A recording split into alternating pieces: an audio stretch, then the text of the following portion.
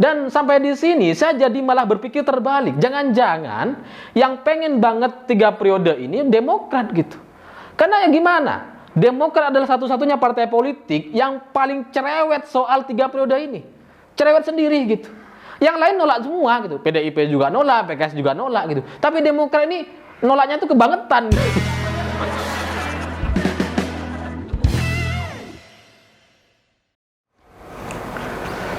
Selamat malam para mantan, selamat malam untuk semua salah modus yang pernah kita lakukan.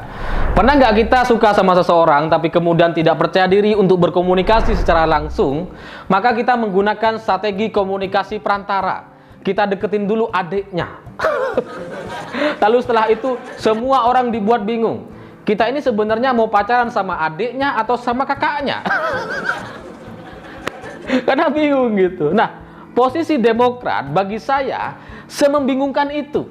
Karena wacana presiden 3 periode itu sudah ada sejak tahun 2011 lalu dan diwacanakan langsung oleh Partai Demokrat. Tapi waktu itu wajar gitu.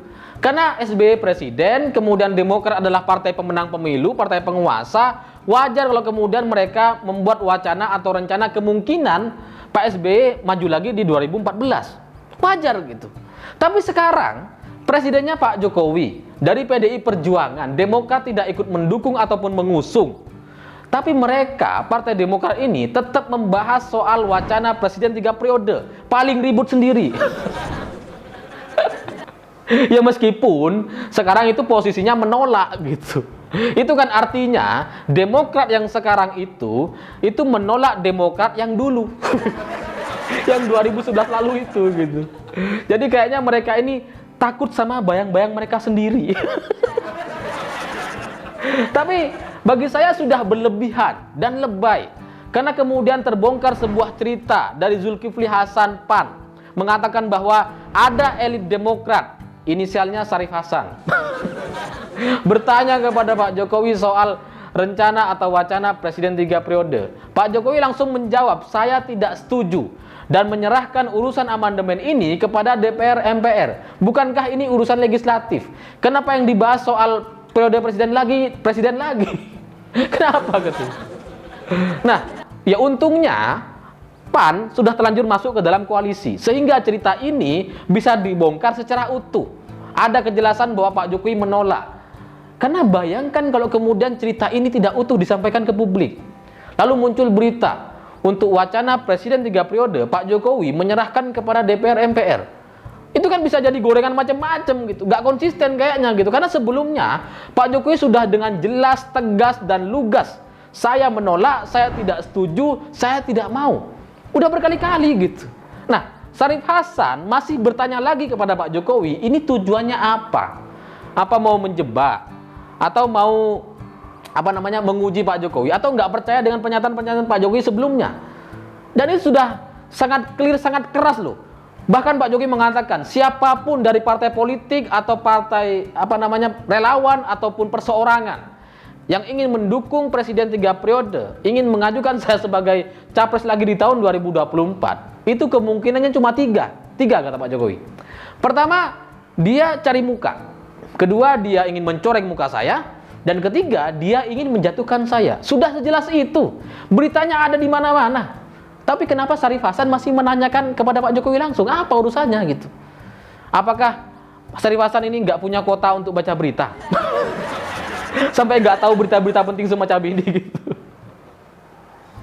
Dan posisi Demokrat bagi saya itu sudah berlebihan gitu.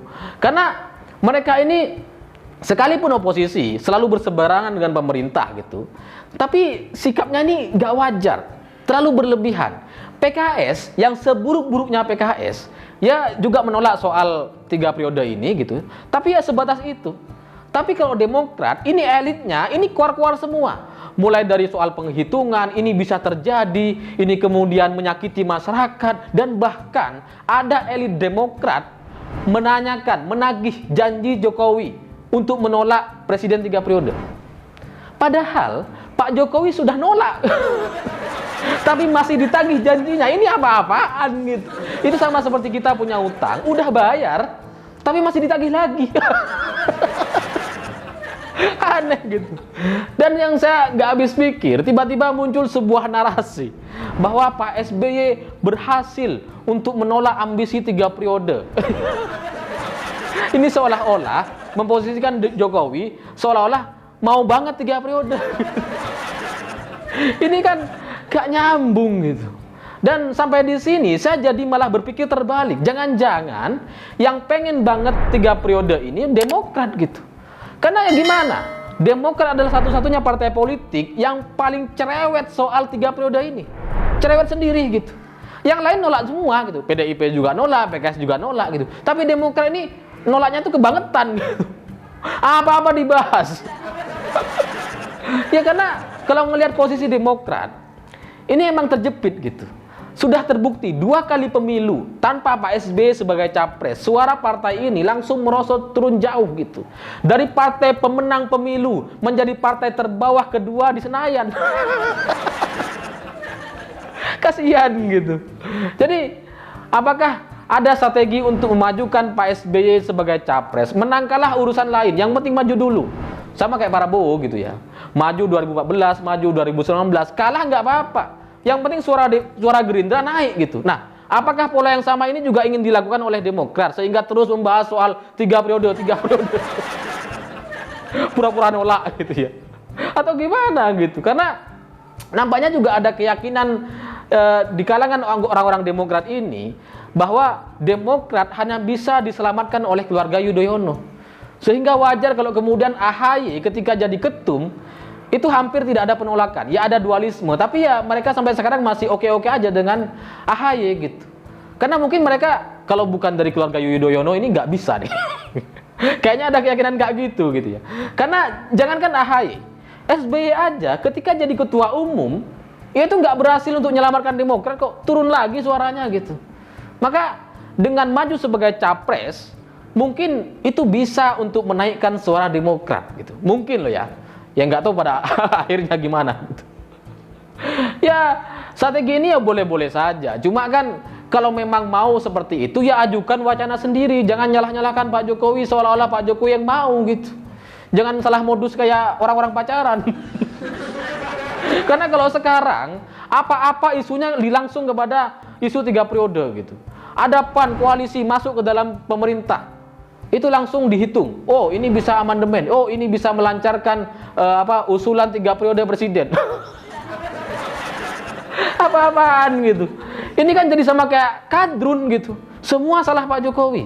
Ada Saiful Jamil keluar dikasih bunga, salah Pak Jokowi. Hanya di rezim Jokowi, kata kadrun. Padahal yang ngasih bunga juga siapa gitu. Ya cuma bagi saya isu 3 periode ini itu sama seperti motivasi kerja sukses dari nol, sukses modal dengkul, sukses tanpa modal dan seterusnya. Seperti kalimat-kalimat bombastis para motivator gitu. Menarik untuk dibicarakan, menarik untuk kita dengarkan gitu ya. Tapi di level eksekusi itu hampir mustahil terjadi. Ya kita nggak salahin orang-orang yang ikut seminar gitu ya. Yang pengen sukses modal nol, modal dengkul, gak punya uang gitu, gak punya jaringan. Jaringan bisa dibentuk katanya gitu ya. Tapi ya siapa yang bisa berhasil dengan itu? Kan hampir nggak ada. Kalaupun ada, itu 1/1000 atau bahkan 1/1.000.000 orang gitu. Coba di sisi lain, ini nampaknya ada yang perlu kita waspadai gitu. Karena sebelumnya dalam Omnibus Law, dalam RUU KPK, itu kan muncul lebih dulu hoax-hoaxnya yang tidak dibahas seolah-olah dibahas dalam Omnibus Law. Yang perempuan tidak boleh izin cuti lah, yang nggak boleh cuti hamil lah dan seterusnya. Padahal itu nggak dibahas dalam Omnibus Law gitu. Kalaupun dibahas tuh ada jatah hamil, jatah cutinya gitu. Nah sekarang soal amandemen ini, jangan-jangan ini strateginya sama, polanya sama gitu. Hoaxnya dulu dikedepankan soal isu presiden 3 periode, padahal nggak dibahas nih. Tapi menjadi fokus perhatian semua media gitu. Menjadi fokus pembicaraan Partai Demokrat. Padahal nggak mau dibahas itu gitu. Tapi terus dikatakan seolah-olah ini memang mau dibahas, seolah-olah amandemen ini untuk mengubah itu. Jadi nanti ketika terjadi perubahan, kemungkinan polanya juga sama. Demo-demo lagi. Seolah-olah dengan perubahan amandemen ini, seolah-olah udah pasti Pak Jokowi bisa maju lagi di 2024 menjadi 3 periode. Ini bahaya dan harus diantisipasi. Dan bagi Demokrat, PKS atau siapapun yang membahas soal yang tidak setuju dengan amandemen gitu ya, sebaiknya diceritakan secara langsung poin ketidaksetujuannya tuh seperti apa. Apa yang menjadi latar belakangnya.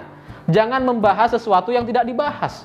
Jangan kemudian Presiden Jokowi dijadikan tameng, dijadikan senjata, seolah-olah ada wacana atau rencana 3 periode, padahal nggak ada sama sekali. Jangan sampai gitu.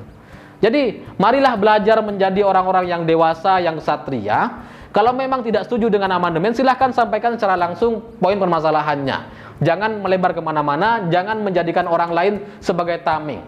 Sama seperti orang pacaran tadi di kata pembuka saya gitu ya. Kalau kau memang suka kepada kakaknya, ya bilang sama kakaknya, jangan sama adeknya. Nanti masyarakat bingung jadinya gitu. Ya, saya pikir itu. Terima kasih sudah menonton. Begitulah kura-kura.